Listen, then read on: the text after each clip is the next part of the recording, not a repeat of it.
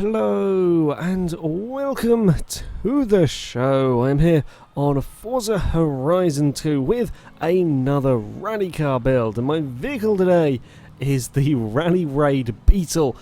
Quite a crazy thing, this car. I also love the wing mirrors. I don't quite know why it requires so much metal piping around the wing mirrors, but it does, and it looks like the car has ears. It's it's a fantastically, slightly odd vehicle. It has a bar of lights on the bonnet that don't look particularly useful, but there's just a bar of light. It's a crazy thing. You will notice by the speed at which I get across to the Horizon Hub, I have built this car already. My voice died halfway through recording. Got a little bit of a cold at the moment. Yeah, my voice died. Hopefully I'm going to be alright. It's not going to give up halfway through building a car.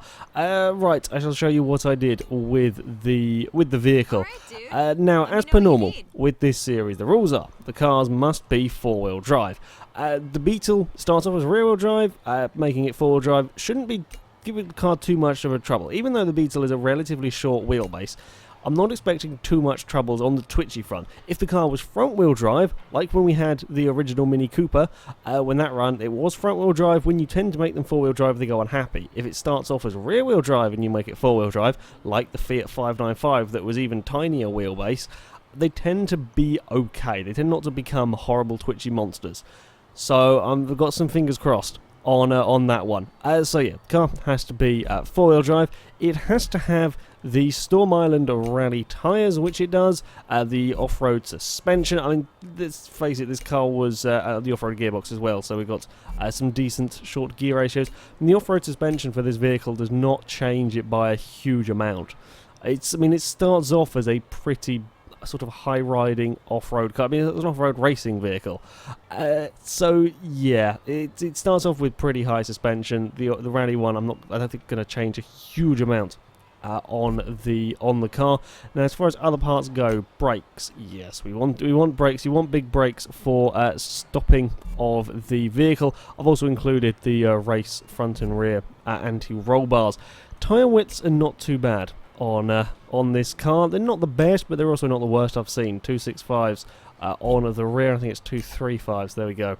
On the front. And considering, you know, these cars are not the ultimate powerful monsters, and they're kept to a S1 class, I'm thinking the tyres are going to be okay. On the subject of power, now we're not going to be using the standard engine in this car because it has 93. No, is it 93? Can't even remember. Oh, it is 93. 93 horsepower from stock, 102 torque. That's not, even with modifications, you know, the standard engine's never going to get up to S1 class. So yeah, we're not going to be using the standard engine. There's quite a lot of engines to choose from, as you can see here. We have got the 2-litre inline 4. We have 2.5-litre flat 4. I'm thinking it's an Impreza engine. We have the 6.2-litre V8 from the Corvette C7 Stingray. But the engine that I've gone for, one that I don't think I've used in a car before, is the 3.4-litre flat 6. I believe this is the engine from a CTR Yellowbird. So we have got a Beetle made to go off-road racing with the engine from a crazy rough road car. What could possibly go wrong? What could possibly go wrong with that combination? As far as other upgrades go, there was a couple of... Oh yeah, I tried to keep the weight down a little bit. I have a small concern with this engine, and that is weight distribution. I have a small concern with this car, in fact, is the weight distribution on the vehicle. Now, the RUF's engine is one of the heavier, I think it's the heaviest option that we have. Oh, no, it's about the same weight as the Stingrays. It's going to be rear heavy. Whatever you, even with the standard engine, it's going to be rear heavy. Whichever one of these you put in, we're going to have a rear heavy car. And of course, the bigger, the more powerful of the engine. Yeah, these tend to get a little bit on the heavier side. That could be a problem over the jumps. That's my big fear. We're going to be flying arse down over the jumps and being very slow on the landings. Hopefully not, but that could well be an issue. Also, there's no interesting aero parts outside the normal stuff, apart from the sort of the raised front bumper that kind of gives it a chin, it looks very weird on the Beetle. Yeah, there's nothing massively exciting. The wing is not ridiculous, it's just sort of a little bit on the top, which is slightly disappointing. I was hoping for a crazy wing on the Beetle, and yeah, it's just removing the bumper. Nothing massively exciting on that front, but a Beetle powered by the engine from a CTR Yellowbird I thought would be interesting to see how it does. Will it be quick? I have no bloody clue.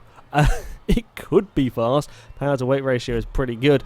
The Beetle, even with the heavier RUF engine, still weighs under 2,600 pounds. So it could be quite quick, maybe. If it's controllable, I think this will be quick. The real concern is, will it be controllable? I have, as ever, 5 laps to set as quick a time as possible at the Forest Brawl race circuit. Our current leader is the TVR Sagaris, and it's led for a few weeks now. I'm not sure that this is going to challenge the Sagaris, to be honest. Even if it drives nicely, I'm not sure about it. I think it could definitely go in the top 10, but it's all going to be about how well do we drive. Beetle, please be nice. Please be... As much as I dislike the Beetle, I want this to do well because it's a crazy thing. And I like crazy things. Whoa, okay. I'm not so sure on the handling. It's not twitchy, which is good. We don't really have a huge amount of, or as much grip as some cars. Well, there's a little bit of a twitch there. Okay, initial assessment is we aren't... Whoa, why are we doing that? Why did you... No, keep it under control, keep it together, keep it together. Okay, there are some interesting handling characteristics coming from this car. It isn't twitchy, but at one point it was steering, or it was doing completely the opposite of what I was telling it to do. It was just decided it was wanting to carry on going its own way. That's a new one. Take out the bushes. Ooh, get turned and then floor it. Oh god, there is... What on earth? No, we're going to have an off here. I don't think I've ever had an off there with a car. I was just trying to boot it and we had some issues. Okay, some things to consider with the Beetle. How do we do with straight line speed? Let's have a look. I think we're going to be okay on straight line speed, 135, and we jump on the brakes, and the brakes are terrible. Dear God, the brakes are terrible. I jumped on the brakes a bit early into turn 1, and we didn't really stop, and we ended up well out wide. Okay, brakes are terrible. Handling is not horrendously twitchy. Oh, good, yeah. I'm used to having like a tiny dab on the brakes and everything else, and this, it just doesn't stop it. The brakes are atrocious. We are flying okay over that jump, and we're flying okay over that one. We had a poor run up to the big jump, so we'll have to see this time around how we do. Whoa, just get throwing from side to side. Got to concentrate with the Beetle. Good God. I think, while the weight distribution may not be throwing it off over the jumps, I'm thinking what we've got going on is, as we're going through the corners, there's so much weight transfer going on at the back of the car. It's actually lifting the front wheels off the ground. We're flying nose down. That's a new one. I think it's basically lifting the front wheels and the front of the car up into the air, and that's giving us problems with steering. So yeah, we end up with the back of the car almost digging into the ground, and then we just have no steering at the front. Kind of a bit like the CTR Yellowbird does on Forza 5. It's a horrendous car to drive. Standard CTR Yellowbird is terrible to drive on Forza 5 because it's just the front of the car is lifting up in the air constantly, and that's what this thing is doing. Combine the rather rear-heavy nature of the car with high soft suspension, and that's causing problems for the Beetle. I don't think even the other engines would have done much good because we're only talking a matter of sort of 3 or 4%, and it's still very, very rear heavy, and these brakes are still shocking. The brakes are utterly... I don't know why they're so bad on this car. It's got really poor brakes. How do we... Oh, yeah, and we fly through the jumps nose first, which shouldn't work, but never mind. Come on then, car. A 1 minute 3.698. Well, it's not the slowest car we've had, just, but oh, mind the trees. Don't go and play in them. Please get turned. We have a little bit of understeer as well. Again, I think because we're so heavy at the rear, we're just the front wheels are spending too much time in the air almost, and we're losing some steering. Can we be flat out through this corner? Yeah, we can. Like, there's decent grip. Oh no, but we can't be flat out over there. Ah, crap, found a tree. There is some half-decent grip in this. In all honesty, there is some half-decent grip when it's stopped being all sorts of strange. If you find a corner where the weight isn't transferring funnily, sure, whatever, and the brakes aren't being terrible, there is some half-decent grip from the car. Honestly, I think this is too powerful for the Beetle to manage. Like, the racing Beetle was designed for 90 horsepower, not for sort of 500 and the engine from a RUF. I'm thinking in a lower class this might actually be quite good. As it is with this, it is it is quite difficult. Can we get into the 1 minute 2s? That's going to be a tall order for this car, I have to say. It's going to be a very tall order because now we're all sorts of sideways.